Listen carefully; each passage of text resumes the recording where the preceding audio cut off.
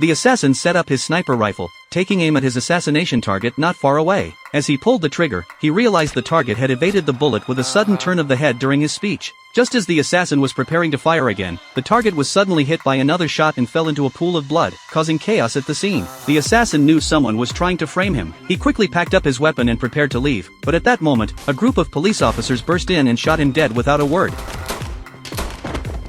After confirming the assassin was no longer breathing, the police chief sent the other officers away on a pretext. He then pulled out a glass vial from his pocket and planted an identical shell casing at the scene to frame the assassin further. The real culprit had already mingled with the crowd and left calmly. Soon after, Interpol arrived at the scene because the victim was the president of an international bank. This bank secretly laundered money for the world's largest arms group. Interpol Captain Jack had been monitoring him for some time. Jack arrived at the scene of the assassination and inserted 2 straws into the bullet holes. By comparing the trajectories, he discovered that the bullets came from different heights, one from the hotel where the assassin had been, and the other from the rooftop where the real killer was stationed. The rooftop had a clearer view and was easier to escape from. Based on his years of experience, Jack deduced that the real killer had fired from there. He and his assistant drained the water stains on the ground and successfully extracted a footprint. Tests revealed that part of the shoe's sole was made of metal. Jack also noticed that a similar footprint had been found at a crime scene last year, where he had caught a glimpse of the suspect. They suspected it was the same person, but finding the real killer based on this scant evidence was like searching for a needle in a haystack. However, Jack was no ordinary investigator. He and his assistant went to the airport, reasoning that the killer would likely try to leave the country after the assassination and would have to remove his shoes at security. They immediately reviewed the airport surveillance footage and, after a thorough search,